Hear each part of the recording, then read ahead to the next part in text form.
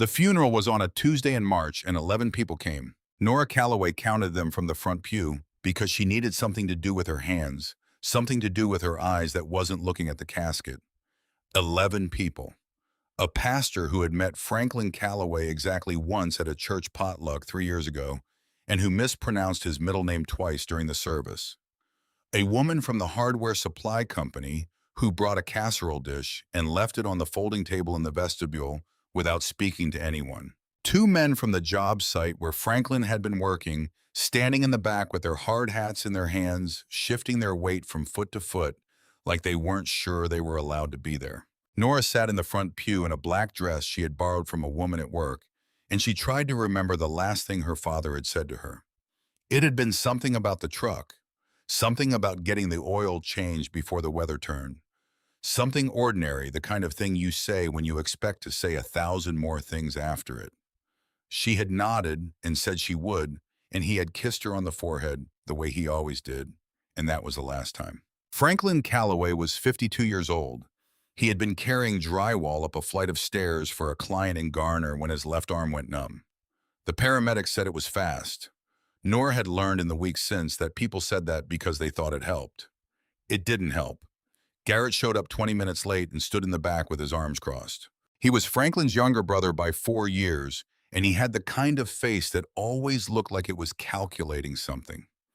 He wore a sport coat that didn't quite fit across the shoulders, and he didn't come to the front to speak to Nora during the service.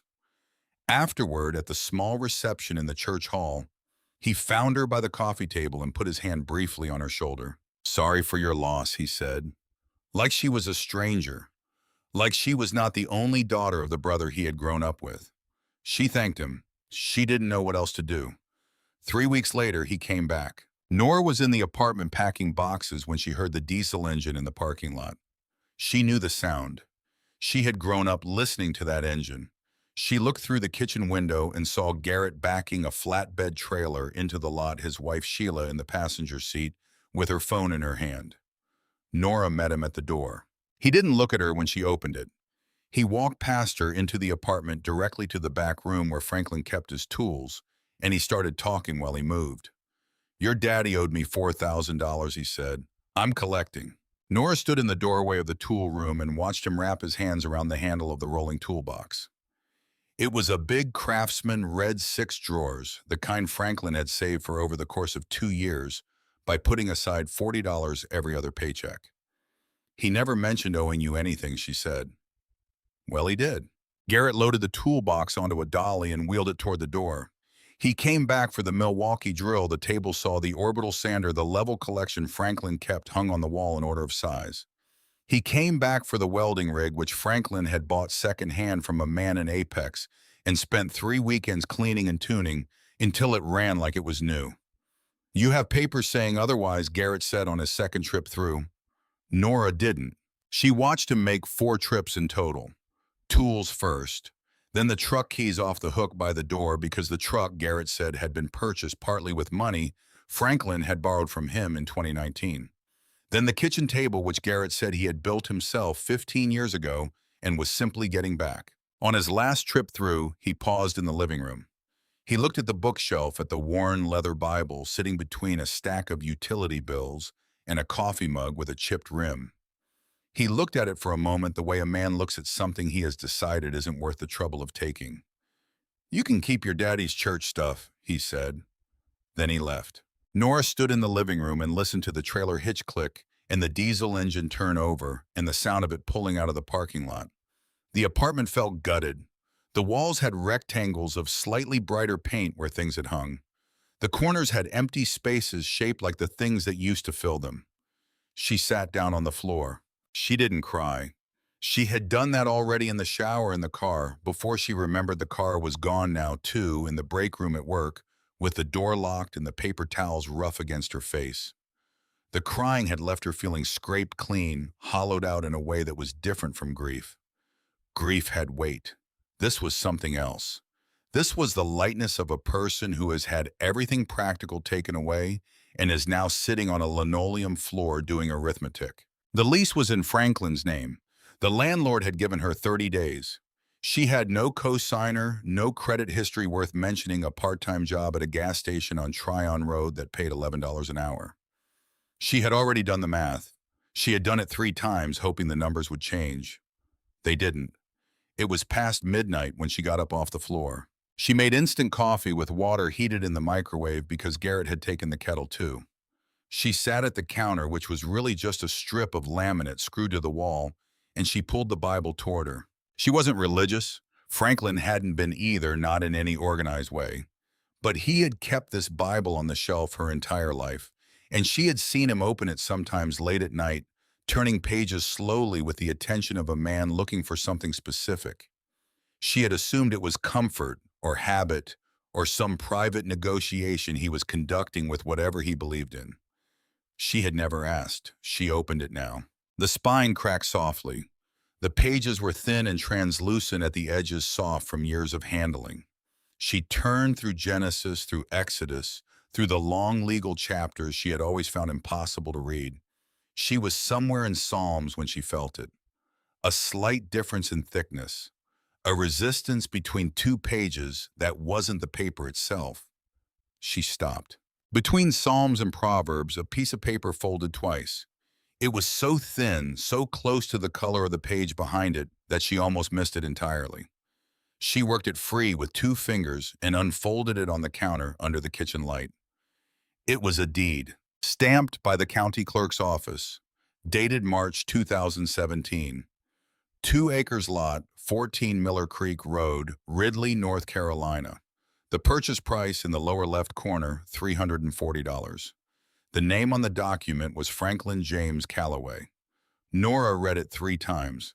Her father had owned land, 2 acres of something somewhere, for 7 years. He had never said a word. She turned the paper over. On the back, a second sheet folded separately, tucked behind the deed. A hand-drawn map in Franklin's block, printing the kind of all-capitals lettering he used for everything: grocery lists and birthday cards, and the notes he taped to the fridge. Garner to Ridley, 40 miles north. A town circled twice. Then an arrow pointing east along a road he had labeled Miller Creek Road, and at the end of the arrow, a small X in the notation, Lot 14. She sat with the deed in her hands until the coffee went cold. 7 years. Every Saturday morning of her life since she was 12 years old, Franklin had kissed her forehead and said he was picking up side work. Every Saturday evening, he had come home with sawdust in his hair and paint on his forearms, and the tiredness of a man who had spent his day making something with his hands. She had assumed he was hanging cabinets for people in the neighborhood, framing out garages, the kind of weekend work that kept the lights on. She had never once followed up. 7 years, 360 Saturdays. Whatever was at the end of Miller Creek Road, Franklin Calloway had been building it. The Greyhound to Durham left at 6 in the morning and cost $19. Nora was on it with her backpack and the deed folded in her jacket pocket, and $47 remaining to her name. From Durham, she caught a county connector bus that rattled north through small towns and let her off at a gas station in Ridley at a little after 1 in the afternoon. The town was the kind of small that has a memory. One main street with a hardware store, a diner, a Baptist church with a marquee sign out front, a post office with its flag at half-staff for reasons she didn't know. The kind of place where people noticed a face they hadn't seen before. She went into the hardware store because it was the only building with both an open sign and air conditioning. The bell above the door rang when she pushed it open. A man behind the counter looked up from a newspaper. He was in his 60s, maybe 70, with thick forearms and reading glasses pushed up on his forehead. The name embroidered on his apron said Harlan. "Help you find something," he said. "I'm looking for Miller Creek Road," Nora said. "I have a deed for some land out there. Lot 14. Harlan Marsh set down his newspaper. He took off his reading glasses and folded them slowly with the care of a man who was doing something else at the same time, something internal that required attention. "You Franklin's daughter," he said. Nora felt the floor shift slightly under her feet. "Yes," she said. Harlan was quiet for a moment. Something moved across his face that she couldn't name. Not surprise. Something more like recognition, like a man watching something arrive that he had been expecting for a long time. I heard he passed, he said. I'm real sorry. Thank you. He nodded. He looked at her for a few more seconds. Then he told her Miller Creek is 4 miles east. Take this road out of town past the church, hang a left at the fork. Gravel road goes about 2 miles. Lot 14 is on the right. You'll see a break in the tree line.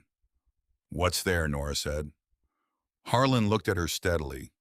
Then he said, I think you ought to go see for yourself. She walked 4 miles in sneakers that were already wearing through at the left heel. The afternoon was warm, early April, the roadside dogwoods still holding their last white blooms. Past the church with its marquee sign. Past the fork where the asphalt ended and the gravel began. 2 miles of gravel road that narrowed as the trees pressed in on both sides, the pines tall and close, the light coming through them in long slanted bars. She counted driveways, but there were only 2 on the entire road, both with rusted mailboxes, both leading to lots that looked untouched. Then she saw the break in the tree line, a dirt path just wide enough for a truck, tire tracks worn into the ground from years of use, the ruts now filling in with new grass at the edges, because no truck had been through in 3 weeks. She turned onto the path and followed it through a stand of pines, maybe 100 yards, and then the trees opened. She stopped. In the middle of the clearing, on a slight rise in the ground, sat a structure. Not a ruin, not a shack, a house. Small, unfinished at the edges, but a house in every way that mattered. The frame was solid, real lumber 2x6s where most people would have used 2x4s. The roof was complete dark shingles in straight lines, not a single wave or sag in the ridge.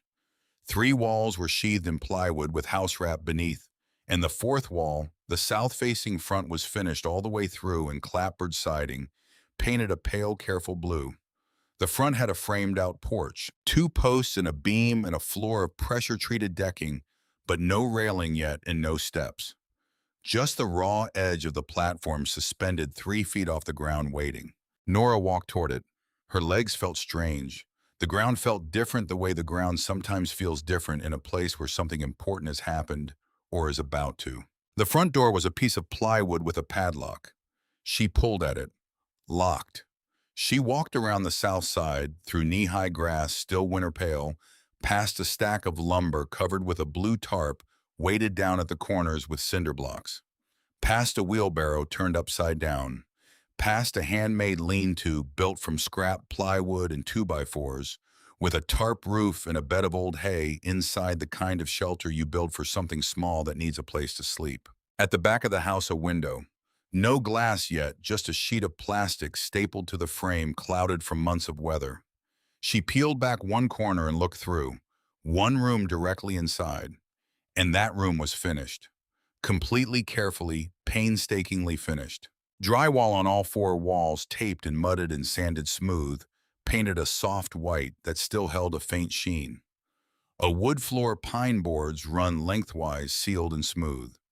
On the east wall, a window with actual glass single pane, but clean, facing the direction where the morning sun would first come through the trees. Against the north wall, a cot with a folded wool blanket on top. Against the west wall, a plastic storage bin with a camp stove set on top of it and a lantern hanging from a nail above.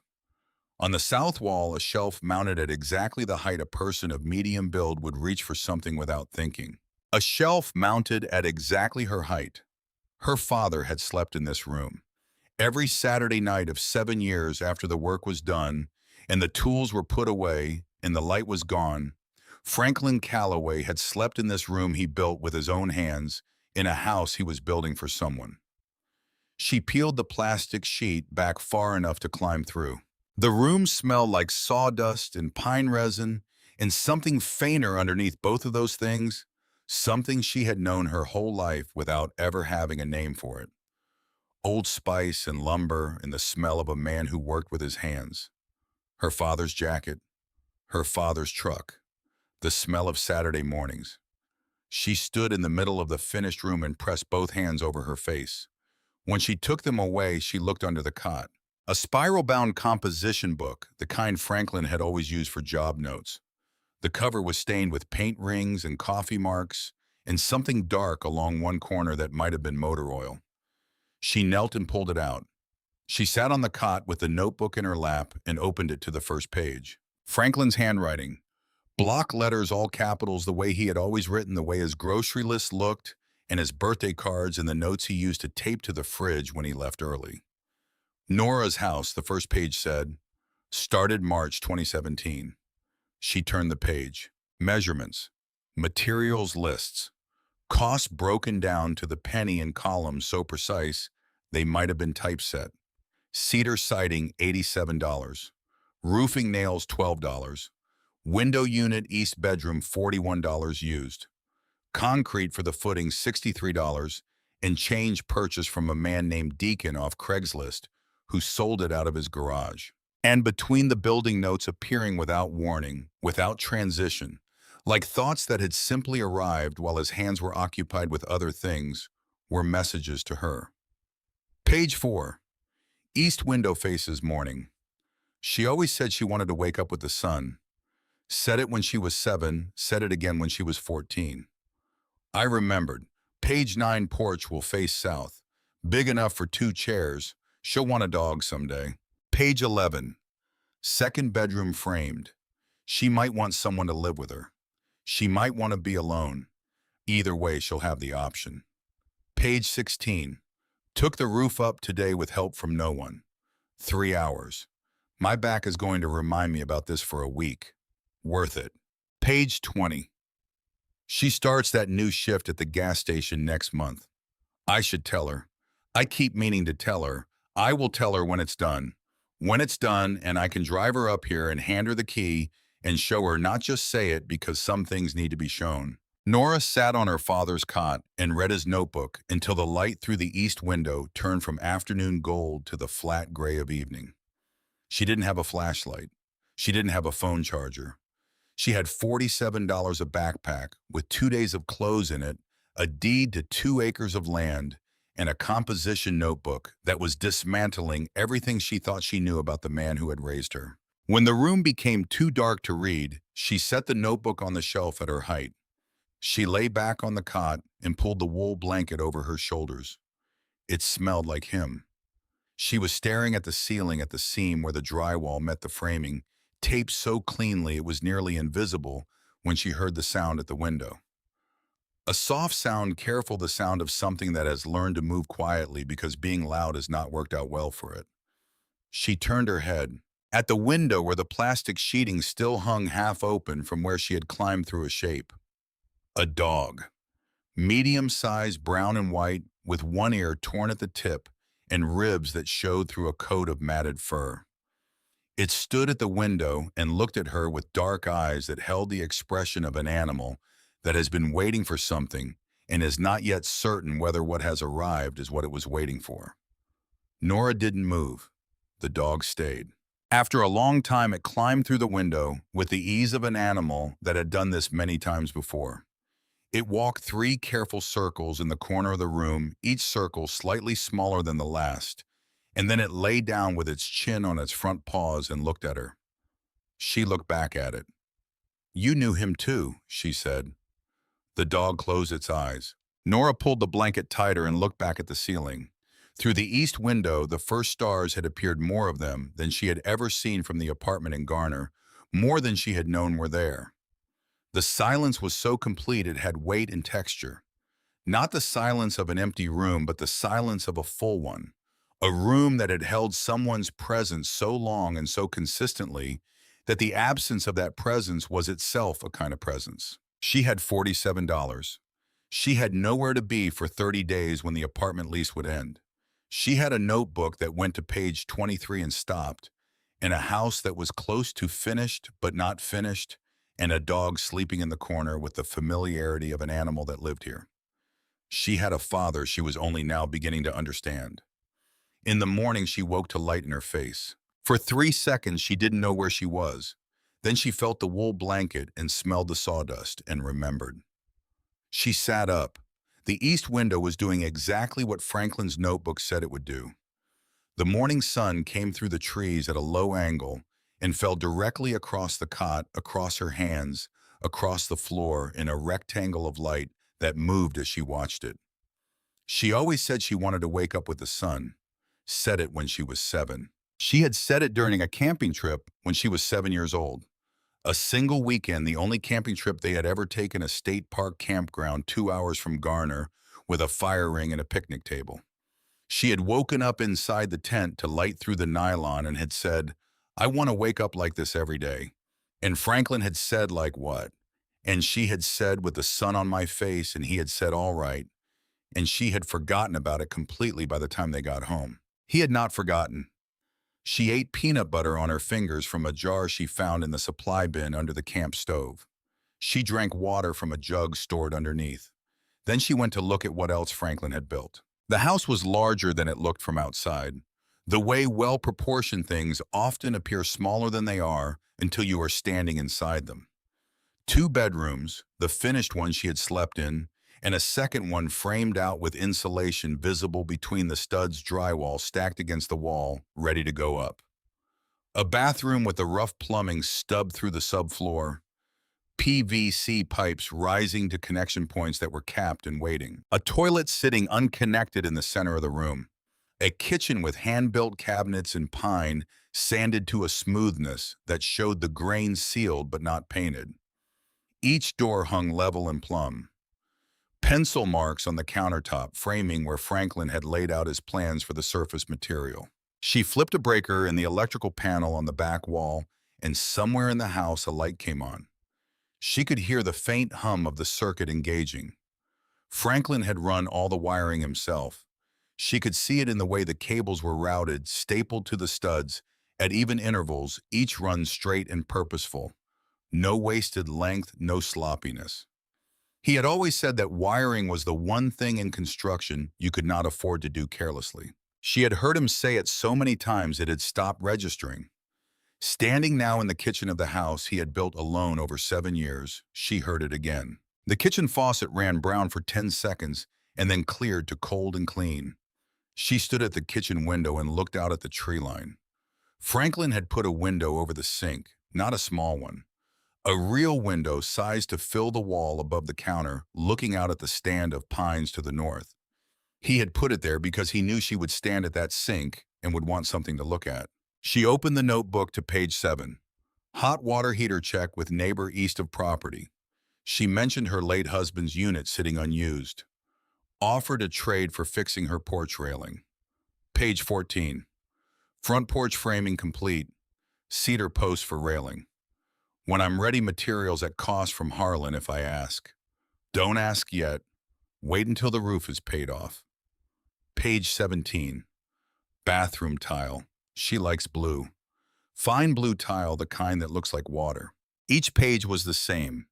Building notes and the observations of a father woven together until the house and the daughter were indistinguishable from each other in his thinking. As if every board he had driven a nail through was simply another way of saying something he did not know how to say out loud.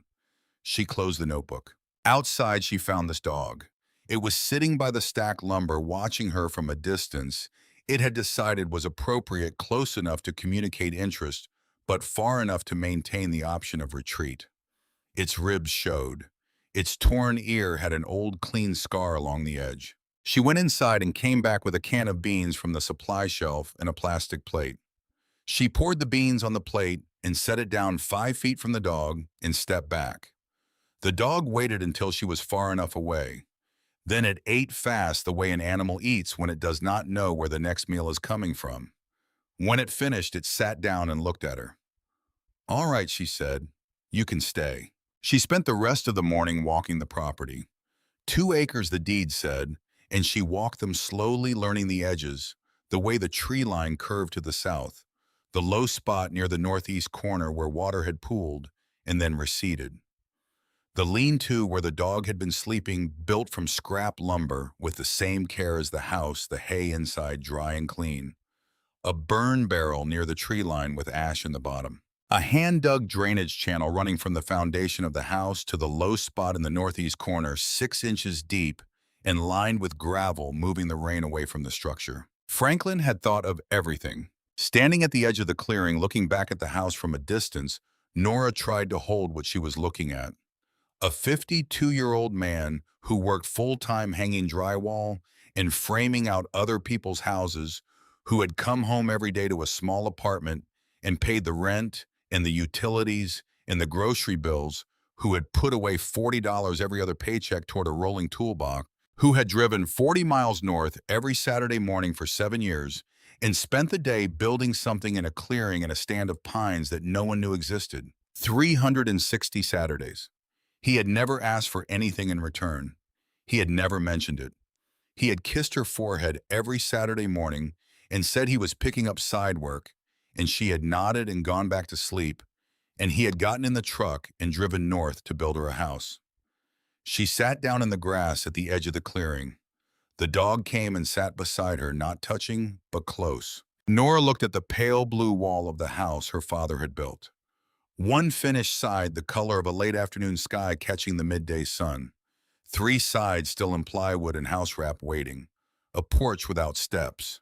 A front door that was still a piece of plywood with a padlock. She was 19 years old. She had $47 in a part-time job she would have to call about, and a lease that was running out, and a composition notebook that went to page 23 and stopped in the middle of a thought. She reached out and put her hand on the dog's side. It didn't pull away. She had a decision to make. She could feel it sitting in front of her with the patience of something that had been waiting. Not a dramatic decision, not the kind that appears in large letters. Just the small, specific, irreversible kind that a person makes when they stop asking what they're going to do and start asking what their father would have recognized as worthy of the thing he spent 7 years building. She looked at page 23 of the notebook one more time. Almost done, it said. Give it to her on her 21st. She'll fight me on it. She'll say it's too much. But she needs to know. She needs to know. I saw her every day. I saw her. He had been 2 years away from being done.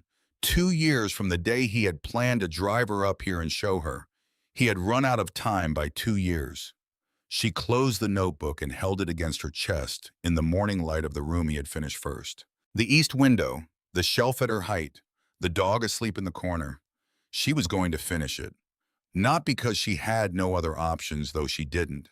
Not because it was practical, though it might become practical in time. But because the man who had built this room had seen her the way very few people in her life had managed to see her, and this was the only answer she knew how to give him. She opened the notebook to the first blank page she could find. She found a pencil in the supply bin and wrote in her own handwriting, smaller and rounder than his block capitals, below his last entry. April 8th. I'm here. I'm staying. I'm going to finish what you started. She set the pencil down. She looked at the page for a long time. His handwriting and hers on the same page, in the same notebook, in the house they were going to build together, even though one of them was already gone. Through the east window, the morning light moved across the floor in its slow rectangle, the way it would every morning from here forward, the way Franklin had calculated it would, the way he had framed the window to ensure it would, on the morning she finally got here. She had a morning light.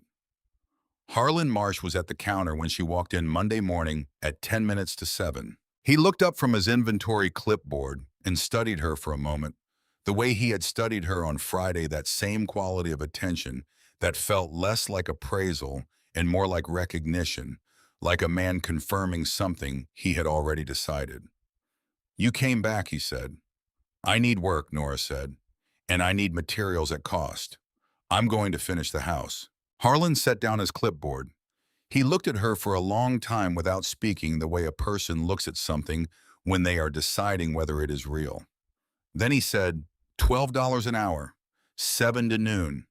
Afternoons are yours. Materials at cost, no markup, no exceptions. You sweep, you stock, you help customers find what they need. You learn the inventory until you know it better than I do. Can you do that? Yes, she said. He nodded once. Coffee's in the back. First delivery comes at 7:30. That was how it started.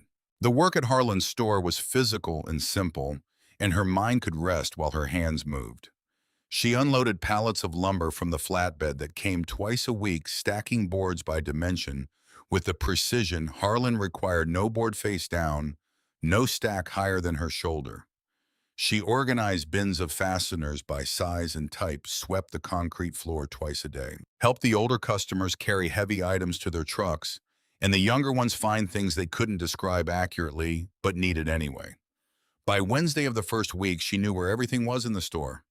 By the end of the second week, she knew which products moved and which ones sat, which brands the serious builders trusted, and which ones the weekend workers bought because the packaging looked professional. Harlan didn't hover. He showed her the system once and let her develop her relationship with it. He answered questions directly when she asked them and didn't offer information she hadn't requested. She understood this as respect, which was rarer than people acknowledged. The afternoons were hers. She walked 4 miles to the property every afternoon after her shift, and she walked 4 miles back every evening before dark. She would need to solve the transportation problem eventually, but for now her feet worked, and the road taught her things. She learned the quality of the light at different hours, the way the gravel road changed character in rain, the silence of the pines in the late afternoon when the wind dropped. She learned the road the way you learn a road when you have no choice but to walk it. The first project she chose was the bathroom. Franklin had run all the supply lines and set the drain locations. The pipes were stubbed through the subfloor and capped waiting for connection. The toilet flange was in the right position. The shower pan was framed.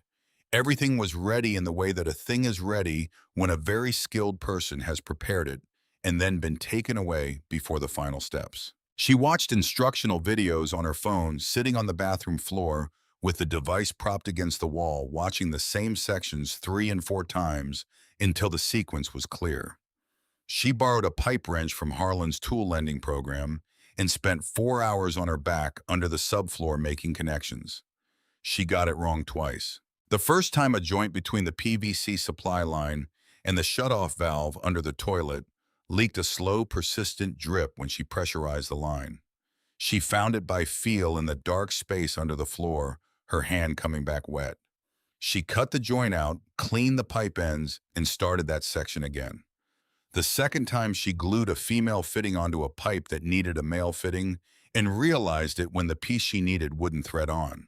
She sat in the bathroom for 5 minutes looking at her mistake. Then she got the handsaw from Franklin's tool storage in the second bedroom, cut through the misfit section, and rebuilt it correctly. The third attempt held. When she flushed the toilet for the first time and heard the water move through the drain line and disappear exactly where it was supposed to disappear. She sat on the bathroom floor and laughed. The sound of her laughing in the empty house surprised her. She hadn't heard it in a while. Scout appeared in the doorway and tilted his head at the sound. "Running water," she told him. "That is not nothing." The hot water heater came from Winnie Pruitt. Nora had read page 7 of Franklin's notebook again and made the connection. She walked east along the gravel road on a Saturday morning, following the direction Winnie had pointed from the clearing that first day, and found the white clapboard farmhouse with the wraparound porch exactly where Winnie had implied it would be.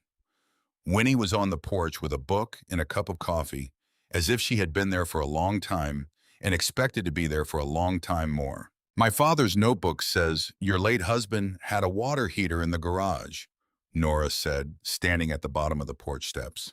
"I don't want you to feel any obligation about this. I'm just asking." Winnie closed her book on her finger. 40-gallon gas unit. Howard put it in '09, and then we switched to electric 2 years later because Howard decided he was afraid of the gas line, which he should have been afraid of before he installed the gas unit. But that's Howard. She stood up. "Come on." The unit was in the garage under a tarp, dusty but intact. They wrestled it into Winnie's truck together and drove it to the property. "Your father was going to fix my porch railing in trade," Winnie said, leaning against the truck while Nora maneuvered the unit through the front door opening, which had no door yet. "He never got to it." "I'll fix your railing," Nora said. Winnie smiled a small and private smile. "I know you will. I'm not in a hurry." The water heater installation took 3 days. The gas line connection made her nervous enough that she called Harlan and described what she was doing, and Harlan walked her through the fitting procedure over the phone with the patience of a man who had done it himself many times. He made her test the connection with soapy water and look for bubbles before she would allow herself to light the pilot. She tested it 3 times. The first hot shower she took in the house, standing in the unfinished bathroom with exposed studs on two walls and a plastic curtain she had strung from a piece of wire between two screws, was one of the best experiences of her life. Hot water on her shoulders after 3 weeks of cold well water and bird baths at Winnie's kitchen sink. She stood under it until it began to cool, and then she stood under it a little longer. Progress, she told Scout when she came out. Small, but real. Word traveled in Ridley the way it travels in small towns, through the channels of church pews and front porch conversations, and the kinds of exchanges that happen when people have known each other long enough to speak in shorthand. Nora didn't know how it moved or who was moving it, but within 2 weeks of her arrival, people began to appear at the property. A retired electrician named Don Briggs came on a Thursday afternoon with a bag of tools and a focused expression. Harlan mentioned the panel, he said. Word gets around in a town this size. He went directly to the electrical panel in the back room and spent 20 minutes inspecting Franklin's work with the attention of a professional who has seen everything that can go wrong and is checking for all of it. He tightened two connections and replaced a single breaker that was rated too low for the kitchen circuit. 20 minutes of work. Then he put his tools away and accepted a cup of coffee from the camp stove and told her about buying wire from Franklin at a yard sale 6 years ago. He bought everything I had, Don said. Every scrap. 12 gauge, 14 gauge, even some old 10 gauge I was about to throw out. Paid me $50 for the lot. I thought he was going to resell it. He waved his coffee cup at the wall. Turns out he was wiring a house. A plumber named Ray Caldwell came the following Saturday. Big man, mid-40s, with hands that looked like they had been built specifically for the work he did with them. He introduced himself at the door and said Harlan had told him what she was doing and he would like to inspect the plumbing. When Nora told him she couldn't pay for a service call, he looked almost offended. Your father helped me frame my garage 8 years ago, he said. Wouldn't take a cent. Said neighbors help neighbors. He was already moving toward the bathroom. He spent 2 hours inspecting every joint and connection she had made. He found 2 places where her work needed reinforcement and 4 places where Franklin's original rough plumbing was, in Ray's words, better than what I put in new construction on a good day. He tightened her 2 weak joints, showed her what to look for, and declined the money she tried to give him on his way out. Tell you what he said. Help Harlan's wife with her garden in the fall. Patricia's back has been giving her trouble. That'll do it. Nora said she would. Each person who came brought a piece of Franklin with them, a transaction a Saturday morning, a conversation at the hardware counter. Pieces of her father she had not known existed reflected back through the people he had moved quietly among for 7 years. She had thought she knew him. She had thought she knew him completely, the way you think you know a person when you have lived with them your whole life and they have been consistently, reliably themselves. She was learning that she had known the version of him that showed up at the dinner table and drove her to school and said ordinary things about oil changes. She had not known the version of him that drove 40 miles north every Saturday morning and spent the day building a room where the east window would catch the morning light. She drywalled the second bedroom in her 3rd week. Harlan showed her the technique on a section of scrapboard in the back of the store, demonstrating the taping and mudding with the efficiency of a man who had done it enough times to have an opinion about the right way. Her first wall looked rough, the mud uneven, the tape lifting slightly at one corner. Her second wall was better. By her 5th wall, she was pulling the knife at an angle that left a surface that needed only light sanding before paint. She found the blue tile at a salvage yard 30 minutes east that Harlan mentioned in passing one morning. 40 cents a square foot, enough to tile the bathroom floor, and a 3-course border along the base of the shower wall, which was more than she had expected for what she could afford. She spent an entire Saturday on her knees with a notched trowel and a rubber mallet, and a level she checked obsessively, laying each tile in the pattern Franklin had sketched on page 17 of the notebook. The pattern was simple offset rows, nothing that required cuts at difficult angles, which she understood now was intentional. He had designed a pattern she could execute. She grouted it on Sunday. By Monday morning, the floor was set. She stood in the bathroom doorway and looked at the blue tile in the morning light coming through the small window above the toilet. Fine blue tile, the kind that looks like water, page 17, it said. It looked like water. It looked exactly like what he had imagined. The kitchen countertop came next. Butcher block, which Harlan sold her at cost a remnant piece from a larger order that had been sitting in the back of the store. She sanded it by hand, 3 grits finishing with 220, until the surface was smooth enough to pass her palm across without resistance. 3 coats of mineral oil, each one allowed to soak in for 24 hours before the next. She mounted it on the cabinet boxes Franklin had built and stood at the kitchen sink and ran the cold water and looked out the window at the pines. The morning light came through the trees at a low angle and lay across the butcher block in a long stripe. She put her hand in it. Scout sat outside the hardware store every morning when she arrived and walked beside her every afternoon on the 4-mile road to the property, not quite close enough to touch her leg, but close enough that she was always aware of him. He slept at the foot of the cot at night. In the mornings when she woke to the east window light, he was already awake, watching her with the patient expression of an animal that has decided for reasons of its own to attach itself to a particular person and take that commitment seriously. "You're a strange dog," she told him one morning. "You just watch." He wagged his tail once and went back to watching. It was a Thursday in late May when she heard the diesel engine. She was on a ladder on the south face of the house, cutting in the trim paint around the front window frame, when the sound reached her. She knew it immediately, not just the engine type, but the specific sound of that engine, the rattle in the exhaust that had been there since she was small. She had grown up with that sound in the parking lot below the apartment window. She came down the ladder and set her brush across the open can and wiped her hands on her jeans and turned to face the clearing. Garrett's truck, which had been Franklin's truck, sat at the edge of the dirt path. Garrett got out. He had lost weight since the funeral. His face was drawn harder at the edges. He stood beside the truck for a moment, looking at the house with an expression she recognized as the expression of a man revising his calculations, and then he looked at her. "What in the hell is this?" he said.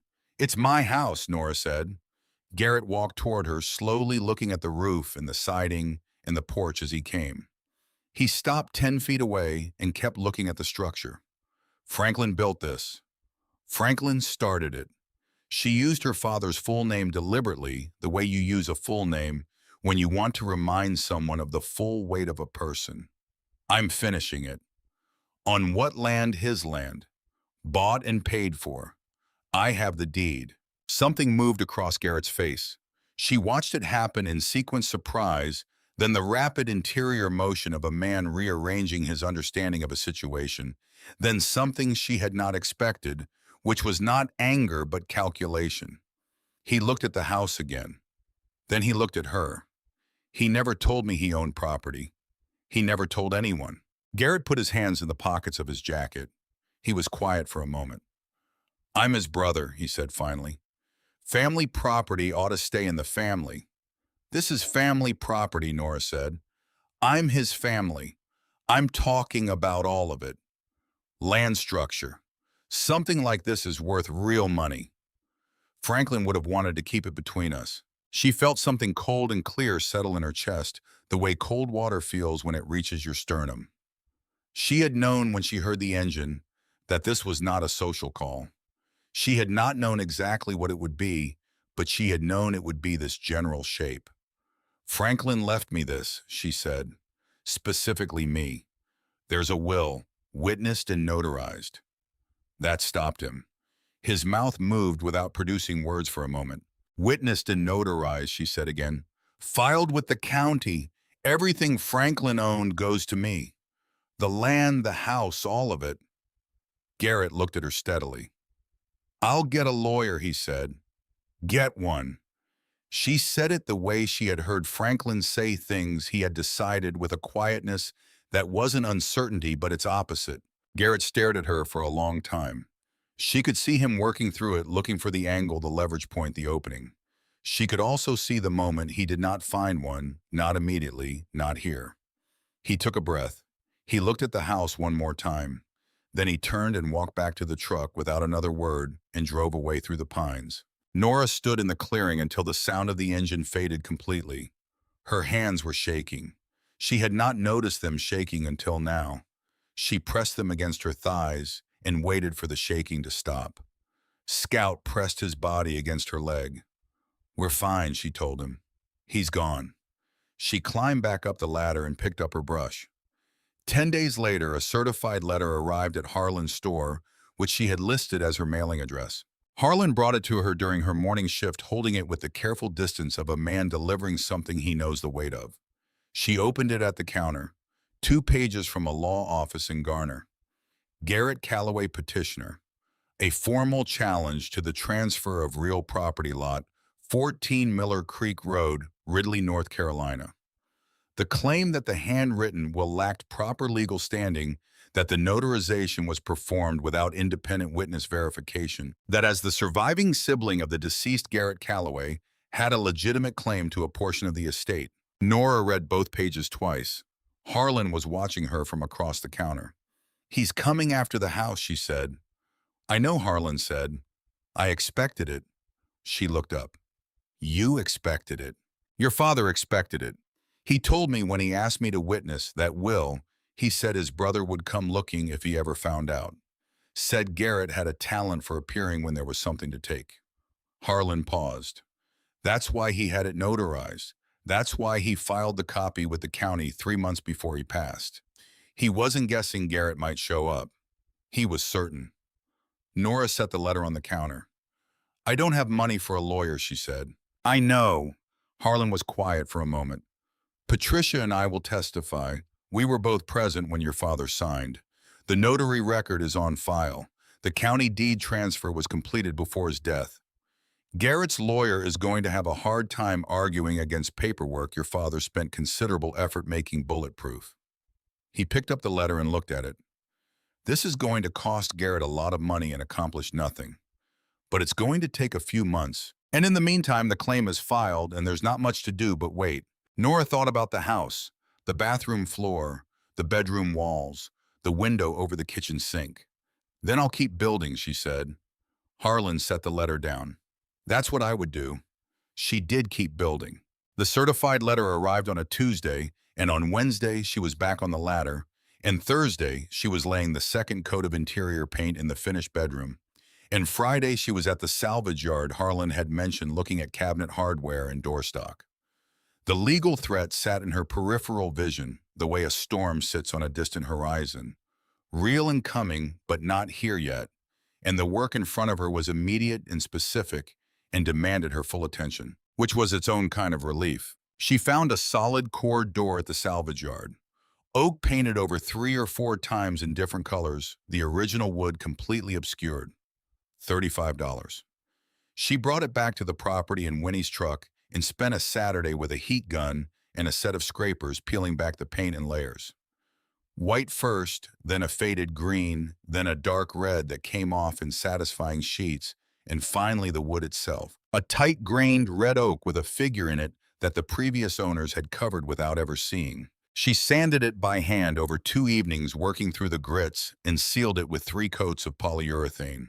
She propped it against the south wall of the house and looked at it in the morning light. It was a good door. It was a Thursday in early June, her second month at the property, when she found the envelope. She had been rereading the notebook that evening, going back through the earlier pages the way she had taken to doing when the day's work was done, sitting on the cot with the lantern on and Scout at her feet. She was looking for a note Franklin had made about the porch railing dimensions, something she thought she had seen on page 12 or 13 when she felt the difference in the back cover. She almost missed it. It was subtle, a slight rigidity in the cardboard at the lower right corner, a seam that shouldn't have been there. She pressed her thumb against it and felt the edge of something inside the cover. She looked more closely and found the opening a slit cut cleanly in the cardboard, nearly invisible, unless you were at the right angle in the right light. She worked 2 fingers into the opening and drew out a small envelope, sealed the paper yellowed with age. No address on the front. Only a name written in handwriting she did not recognize, smaller and rounder than Franklin's block capitals, more careful. Franklin. She turned it over. The seal was unbroken or had been resealed so precisely that she couldn't tell. She opened it. The paper inside was line-torn from a legal pad, the handwriting small and deliberate, the writing of someone taking their time. Dated February 2008. Franklin, the letter began. I know you won't write back. I know you're angry and you have every right. But I need you to know why I left because Nora deserves the truth even if she never hears it from me. I was diagnosed in February. Early onset MSA. The neurologist said I had maybe 10 good years and then my body would begin shutting down in stages. I was 27 years old and I had a 3-year-old daughter who needed a mother who could carry her and chase her and hold her steady when she was scared. I couldn't be that mother, not for long, and I couldn't let her watch me disappear. I know what you'll say. You'll say she needed me anyway. You'll say sick is better than gone. Maybe you're right, but I watched my own mother go through the same thing, and I promised myself I would never put a child through that. I'm not asking you to forgive me. I'm asking you to understand that I left because I loved her, not because I didn't. Leaving was the only thing I could give her that would cost me everything. Please don't tell her I'm sick. Let her be angry at me for leaving. Anger is easier to carry than pity. Delia.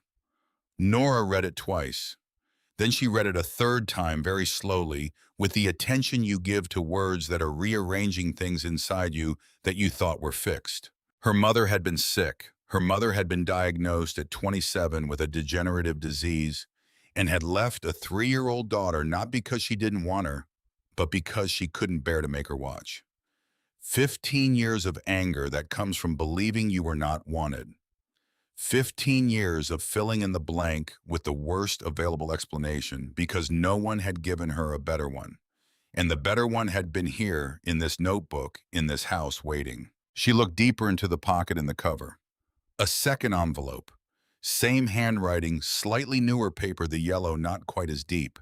She opened it. Franklin, it began.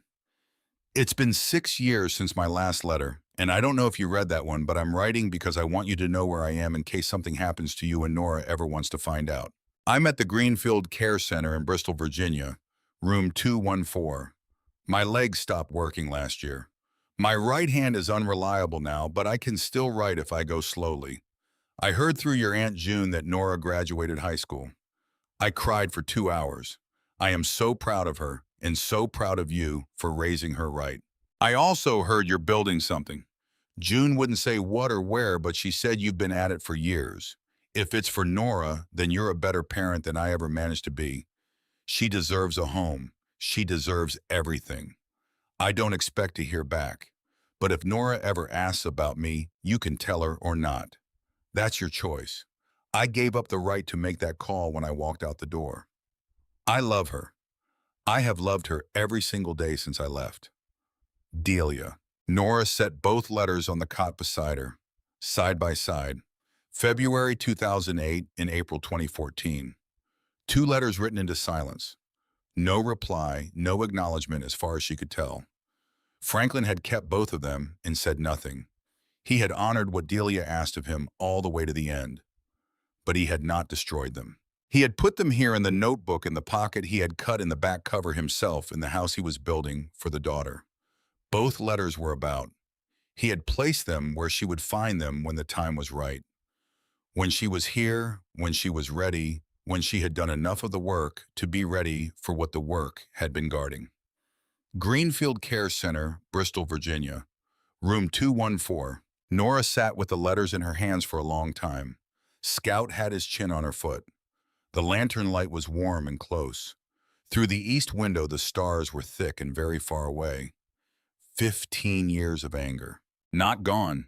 You don't dissolve 15 years of anything with 2 pages of handwriting. But the shape of it had changed the way the shape of something changes when you finally see it from the other side. It was not a wall anymore. It was a door. Whether the door was locked or open or even worth approaching was a question she could not answer tonight. She put both letters back in the pocket in the cover and set the notebook on the shelf at her height. Not tonight.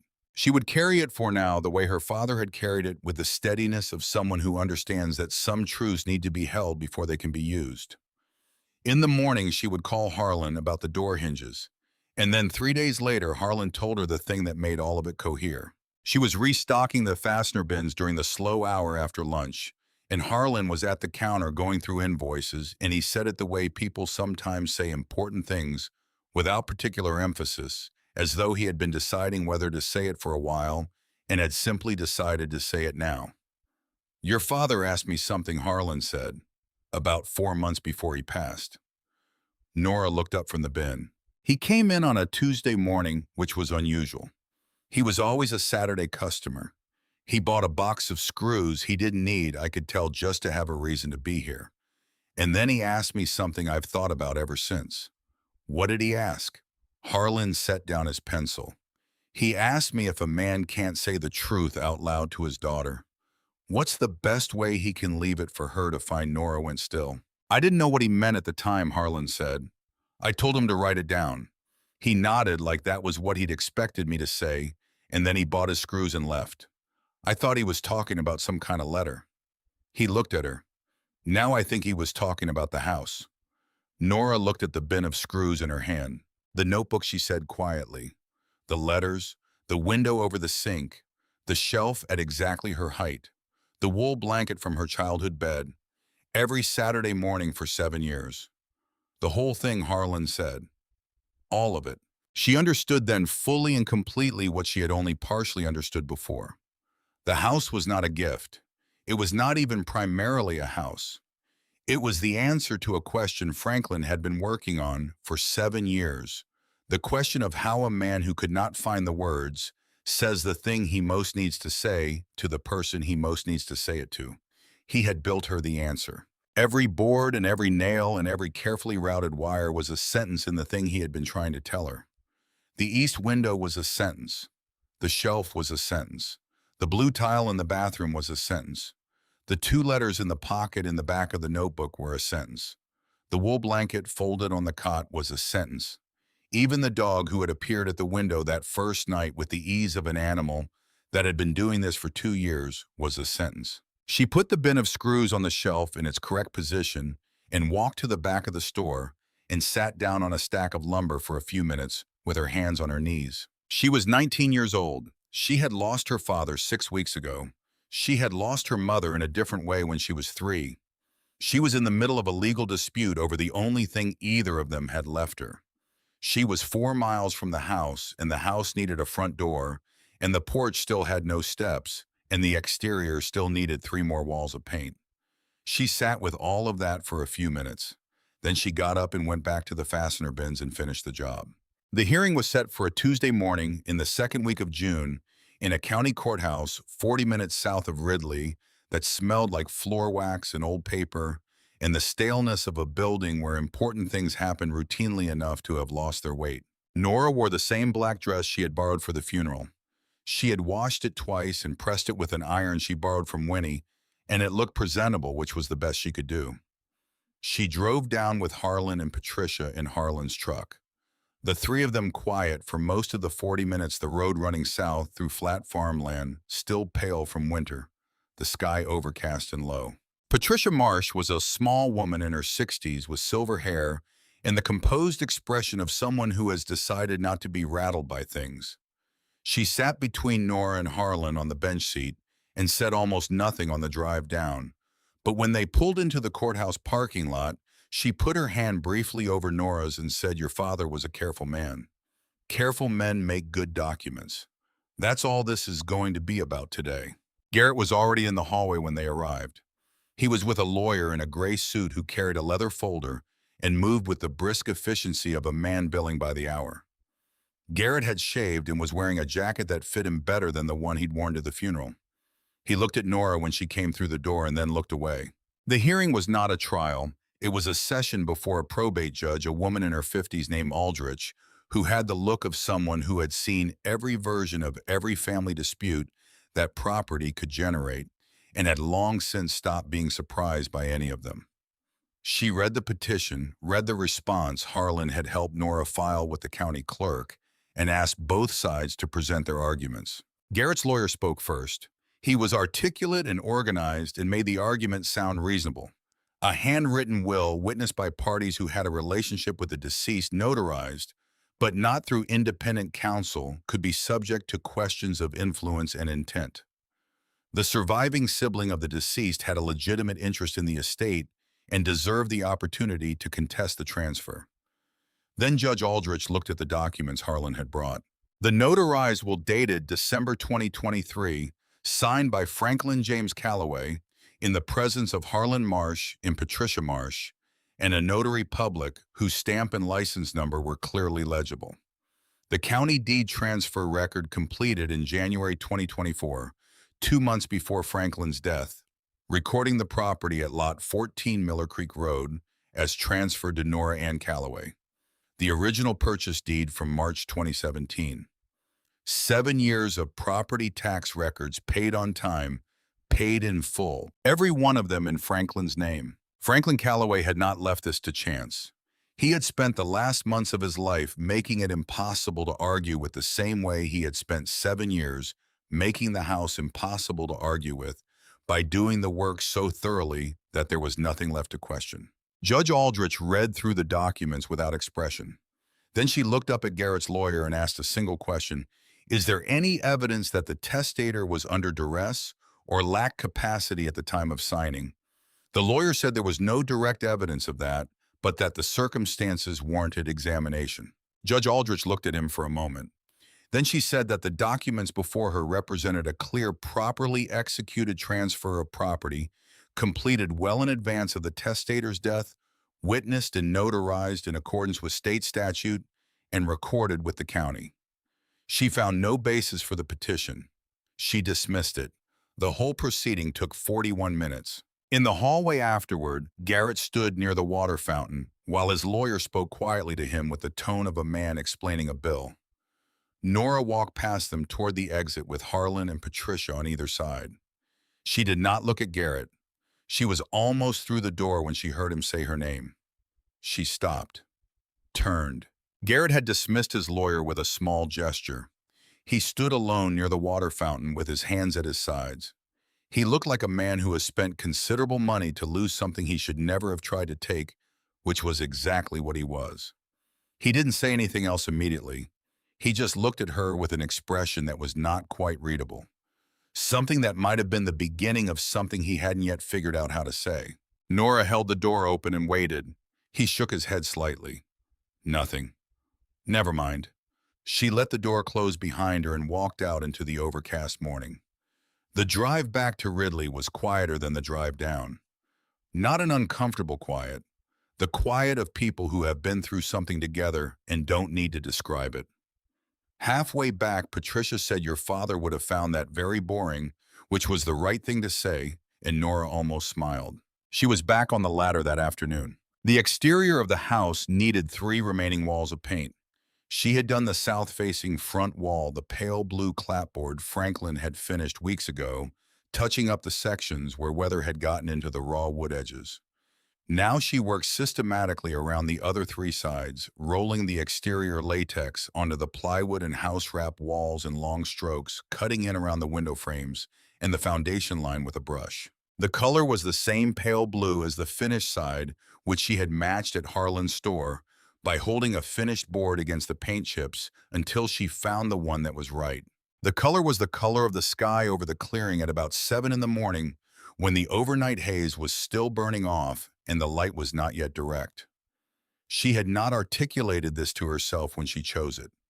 She articulated it now on the ladder with the brush in her hand and understood that it was the right color for a reason she didn't need to explain. 6 days of painting. The weather held. She painted in the mornings before it got hot, and in the evenings when the light came back, and in between she worked on the porch railing, which she had been cutting and fitting from cedar stock. She bought at cost from Harlan. The cedar smelled clean and sharp when she cut it. She mitered the corners, countersank the screws, sanded each post until it was smooth to the touch. On the second Friday of June, Garrett came back. She heard the truck before she saw it. She was on the porch fitting the last section of railing when the diesel sound came through the trees, and she set down her drill and stood and waited. The truck came up the path and stopped at the edge of the clearing, and Garrett got out. He looked different from the courthouse. He had not shaved since then, and his clothes had the look of clothes that had been slept in. He stood by the truck for a moment looking at the house, with an expression she had not seen on him before. Not calculation, something more exposed than that. He walked to the foot of the porch and stopped where the steps would be standing on the ground and looking up at her on the platform above him. The 3-foot gap between the ground and the porch deck was still open. She had not built the steps yet. "I'm not here about the property," he said. She waited. He put his hands in his pockets and looked at the ground. "Sheila left," he said, "3 weeks ago. She said I was mean and getting meaner and she wasn't going to wait around for it to get worse." Nora didn't say anything. "She's not wrong." He said it quietly, almost to himself. He looked up at the house again. At the painted walls, the cedar railing, the finished porch platform. He looked at all of it with the expression of a man counting what he has lost by looking at what he tried to take. "I've been thinking about your father," he said, "about what I did after the funeral." Still she waited. He took a breath. "The tool chest, the welding rig, the truck." He shook his head. "He didn't owe me $4,000. I said that because I needed a reason." He paused. "He owed me nothing. I owed him probably 20 years of borrowing money and never paying it back. 20 years of calling when I needed something and disappearing when I didn't." The clearing was quiet. A bird somewhere in the pines. Scouts breathing from the porch behind her. "He never said no to me," Garrett said. "Not once. Every time I called, he showed up. Every time I needed money, he found it. And I never once said thank you." He looked at the ground. Not once in 20 years. Nora thought about the notebook. Page after page of a man who had put everything he had every Saturday, every saved dollar, every careful measurement into something for someone else. She thought about the welding rig Franklin had saved 2 years to buy. She thought about the boots he had worn for 4 years past, the point where they were still reasonable to wear because he had other places to put the money. She didn't say any of this. "I sold the welding rig," Garrett said. "Got 800 for it. I want to give you that." "Keep it," Nora said. He stared at her. "I don't want the money," she said, "and I don't think money is the thing you're here about." He stood below the porch gap for a long moment, looking up at her. Something moved across his face that was not any single emotion, but a combination of several, the expression of a man who has just been seen accurately by someone he had not expected to see him at all. "I need to build the steps," she said. "I have the lumber. I haven't cut the stringers yet." She picked up her drill. "You know how to use a saw?" Garrett looked at her.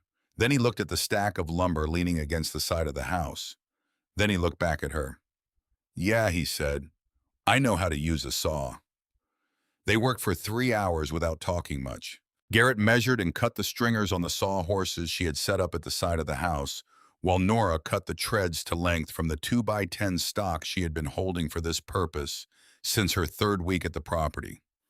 He was good with a saw, better than she had expected. His hands remembered things that the rest of him had perhaps forgotten, the economy of motion, of someone who has done physical work long enough for it to become instinct. He measured twice before every cut. He checked his angles. They assembled the 3 steps in the afternoon light without ceremony. 3 risers, 3 treads, 2 stringers, the whole assembly solid and plumb.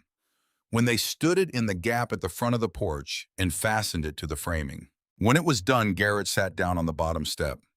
Nora handed him a water bottle from the cooler she kept on the porch and sat on the top step above him. Scout lay between them on the middle step with the ease of an animal that has decided this arrangement is acceptable. "He built all this himself," Garrett said. He was looking at the house from the bottom of the new steps, the angle she had first seen it, from the angle that showed all 4 walls and the roof and the porch, and the way the whole thing sat on its rise in the clearing with the solidity of something that had been built slowly and carefully by someone who intended it to last. "Most of it," Nora said. 7 years. 7 years. He shook his head. He was quiet for a moment. "I didn't know he had this in him. You knew he was good with his hands. This isn't just hands." Garrett was still looking at the house. He held his water bottle in both palms the way people hold things when they are saying something they have been working toward for a while. "This is something else. This is somebody who cared about something more than himself for a very long time, and didn't need anyone to know about it. Nora didn't answer. She looked at the house too. It's love, she said. She said it simply without emphasis, the way you say a thing when you have arrived at it through enough work that it no longer needs decoration. Garrett sat with that for a while. He should have told me, he said finally. His voice had changed quieter and more careful, the voice of a man moving towards something he was not sure he was allowed to approach. We were brothers. You took everything he had and left me with a Bible, Nora said. It was not an accusation, or not only that, it was a fact plainly stated because the truth was the only currency she had for this conversation. Garrett looked at the step beneath him. The step he had just built. One set of steps, 3 risers, an hour's work for a capable carpenter set against 7 years of Saturdays. He knew what it weighed. She could see that he knew. I should go, he said. He stood up. He looked at the house one more time. Then he looked at her. You can come back, she said, if you want. He nodded. He didn't say anything else. He walked to the truck and got in and drove back down the path through the pines, and the sound of the engine faded, and the clearing was quiet again. Nora sat on the top step for a long time after he left. She and Garrett were not reconciled. A set of steps did not reconcile 20 years of taking and a truck full of stolen tools. But something had shifted in the small and specific way that things shift when a person stops performing what they want people to believe about them and starts doing something true instead. He had come back. He had sat on the bottom step of the steps he had built and said the things he had come to say. Whether he came back again was a question that did not need to be answered today. She looked at the steps. They were good steps, solid level wide enough for 2 people to walk up side by side. The front door went up the following week. Harlan came out on a Thursday afternoon with a level and a new set of hinges and a deadbolt he said had been sitting in the returns bin at the store for 6 months. They hung the door together, the 2 of them taking their time with the shimming until the gap around the frame was even on all sides, and the door swung without resistance and latched cleanly on the first try. When it was done, Nora closed the door from the inside and turned the deadbolt. The sound it made was a small sound, a mechanical click, the bolt sliding into the strike plate, the sound of a lock engaging in a door that belongs to you. She stood on the inside of her front door in her house on her land and listened to that sound for a moment. Then she opened it again and stepped out onto the porch. Harlan was putting his tools back in his bag. He straightened up and looked at the house, at the 4 painted walls and the finished porch and the cedar railing and the new steps and the oak door with its polyurethane grain catching the afternoon light. He looked at all of it the way a man looks at something he wants to remember accurately. That's a house, he said. That is a real house. It is. Franklin would have found something wrong with that door. He would have stood there for 10 minutes checking the gap at the top and the swing arc and the way the weather stripping sat.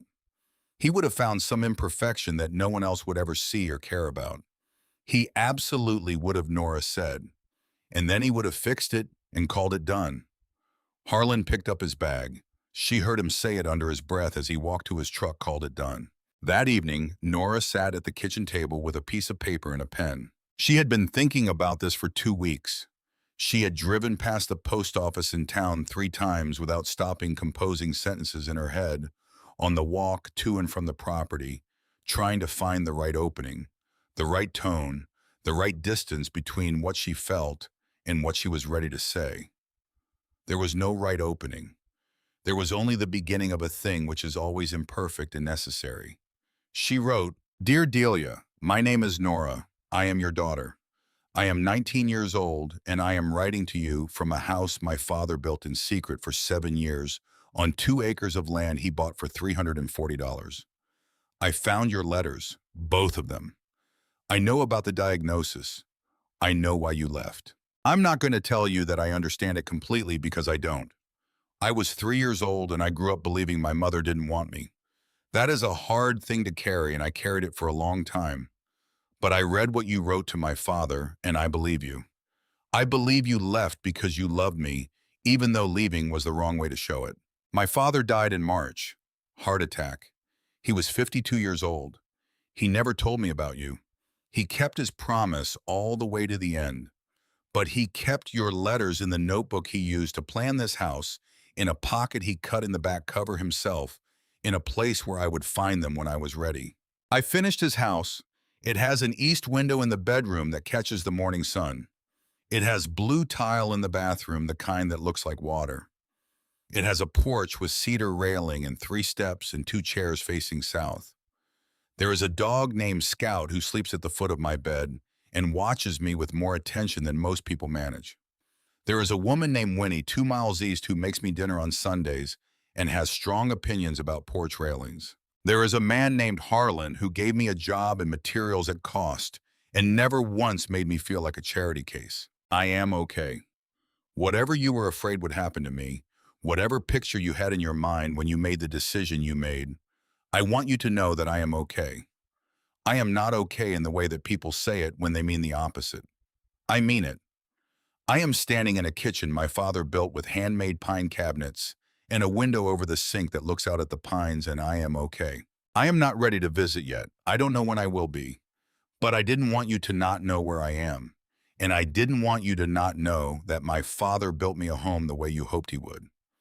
If you want to write back, my address is Lot 14 Miller Creek Road, Ridley, North Carolina. Nora.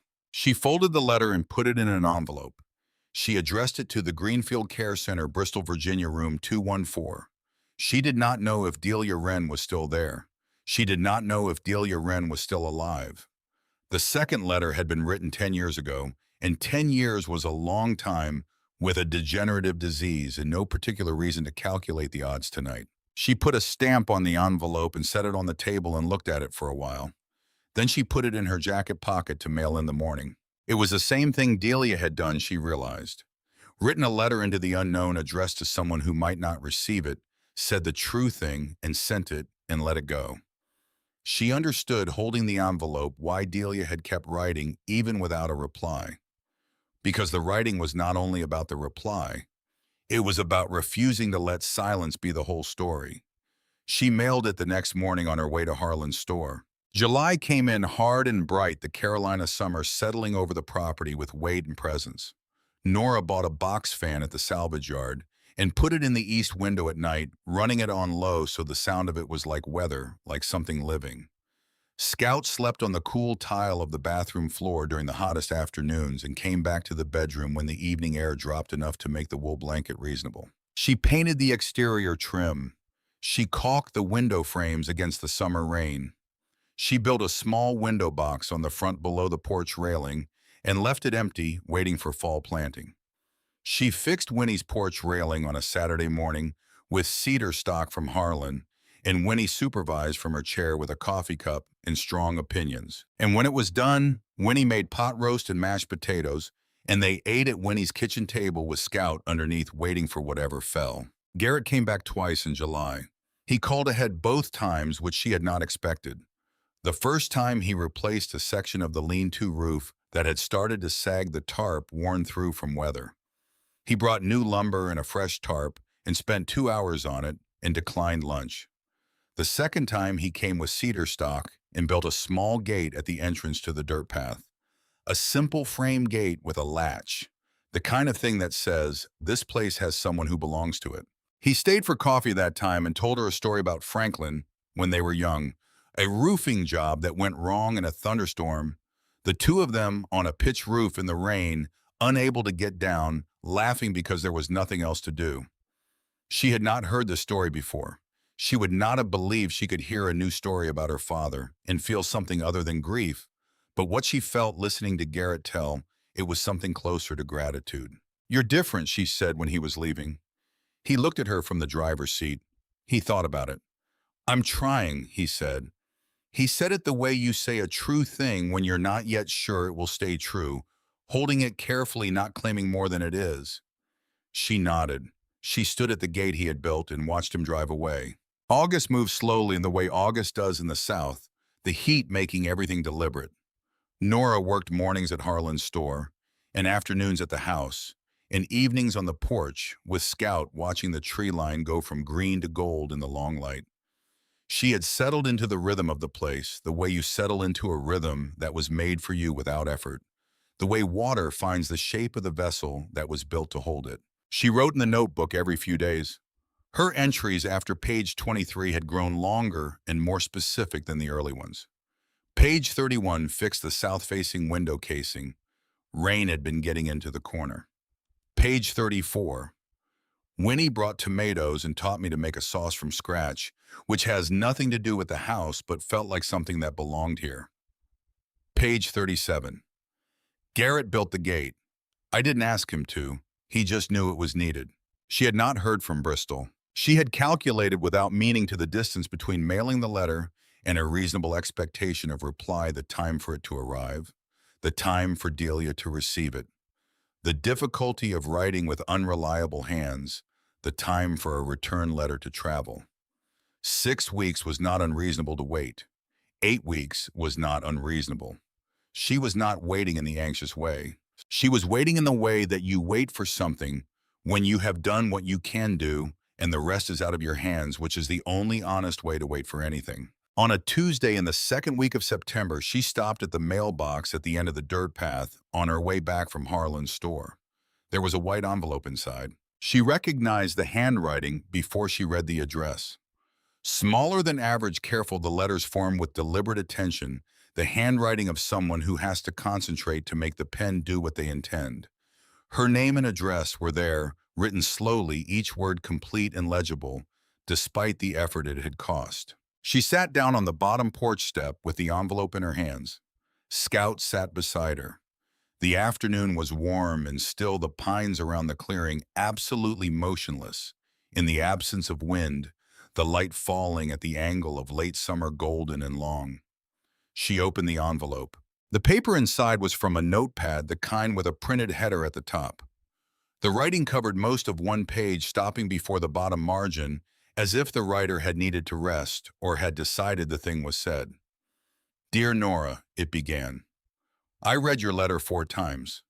The nurses had to bring me tissues twice, and I am not a person who cries easily, or I wasn't once. The disease has made me less careful about that. I am still here. Room 214.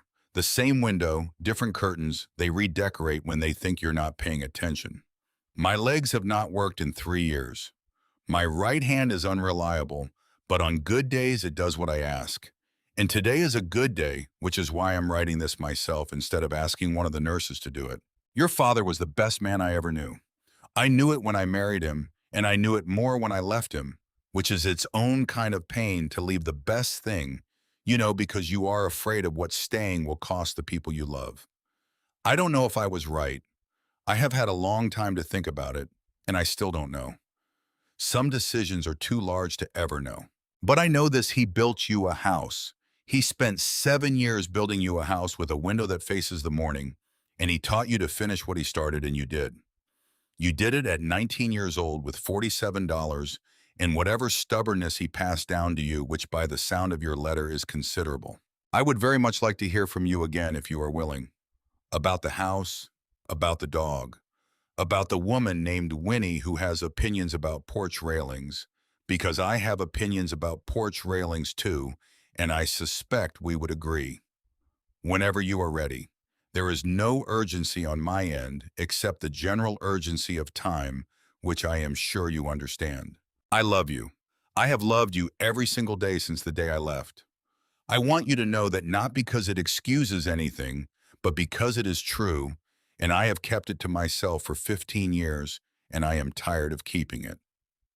Mom. Nora sat on the bottom porch step, the step Garrett had built, and held the letter in both hands. The afternoon light lay across the clearing in long stripes between the shadows of the pines.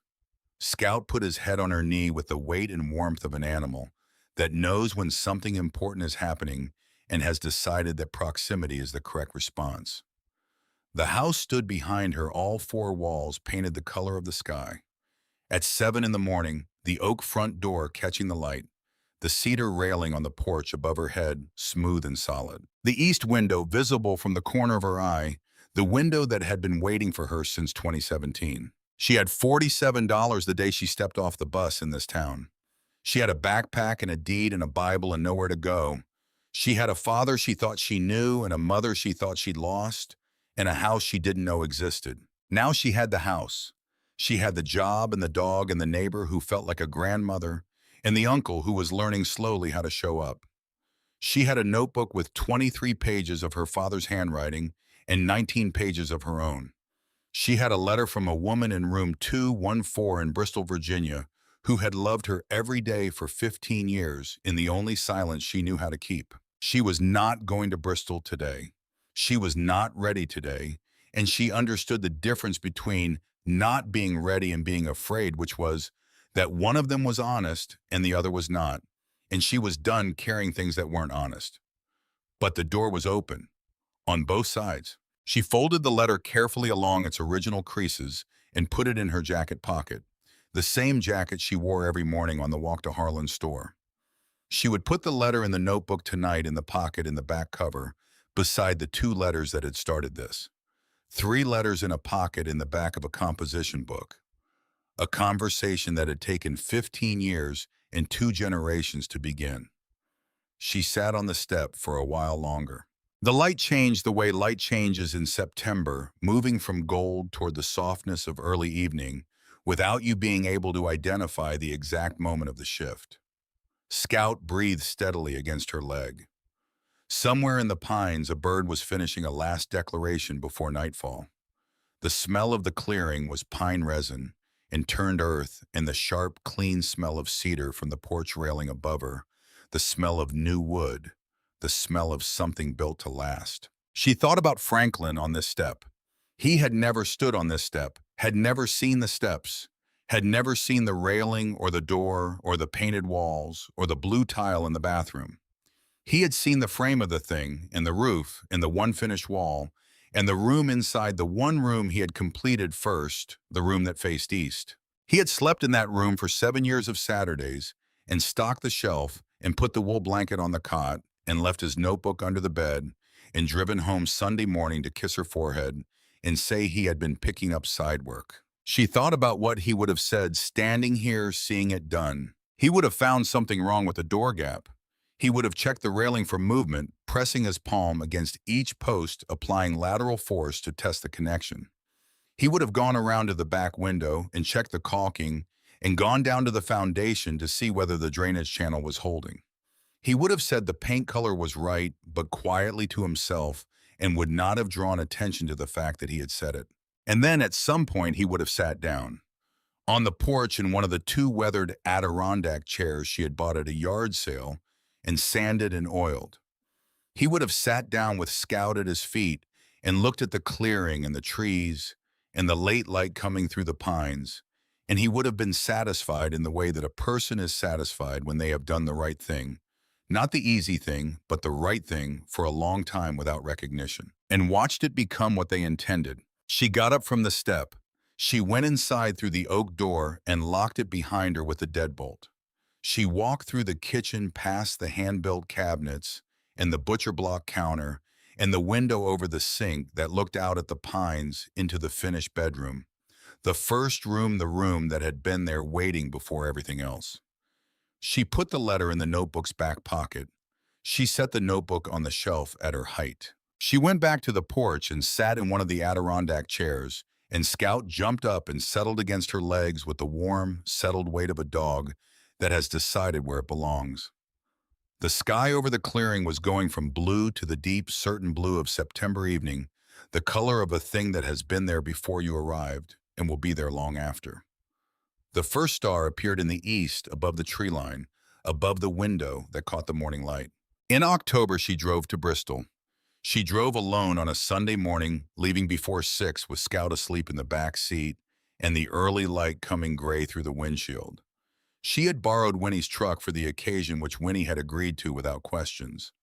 The drive was 3 hours south and east through the foothills and into the flatter country near the Virginia border, the road running through the same kind of country she already knew. She found the Greenfield Care Center on the east side of Bristol, a long single-story building, set back from the road behind a row of dogwoods that were beginning to turn. She parked in the visitor lot and sat in the truck for a few minutes with her hands on the wheel. Scout lifted his head from the back seat and looked at her.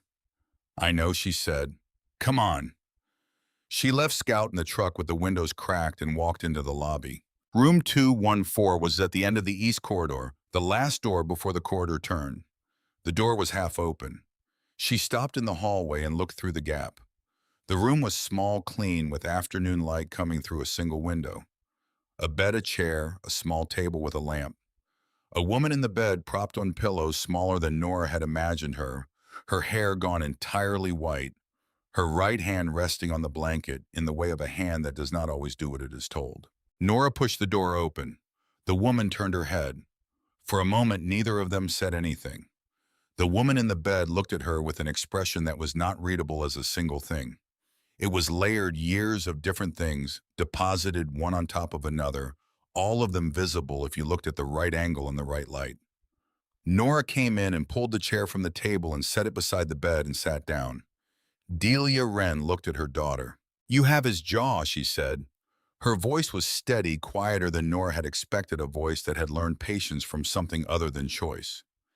"You have his way of coming into a room like you've already decided you belong there." Nora looked at her. She had expected to feel many things. Anger or its remnant. The grief of meeting someone you should have known your whole life. Something large and defined that she would recognize when it arrived. What she felt instead was simpler than that.